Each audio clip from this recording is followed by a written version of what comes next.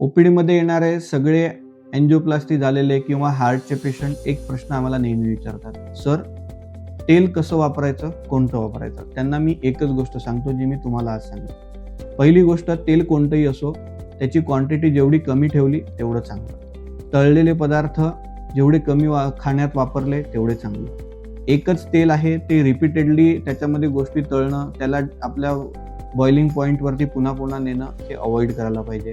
असं तळण्यासाठी वापरलेलं तेल नॉर्मल जेवणामध्ये नंतर वापरणं अतिशय चुकीचं आहे. या सगळ्यासोबत कच्ची घाणी तेल वापरणं किंवा कोल्ड प्रेस ऑइल वापरणं जास्त चांगलं आहे. मग तेल कसं वापरायचं, तर ज्यांना हार्टचा आजार आहे अशा लोकांनी कोल्ड प्रेस किंवा कच्ची घाणीचं सोयाबीनचं ऑइल 2 महिने, सनफ्लॉवरचं ऑइल 2 महिने, त्यानंतर राईस ब्रानचं ऑइल 2 महिने, शेंगदाण्याचं ऑइल 2 महिने, असं दर 2-2, 3-3 महिन्याला कोल्ड प्रेस ऑइल रोटेट करत राहिलं तर त्यांच्यासाठी बेटर आहे.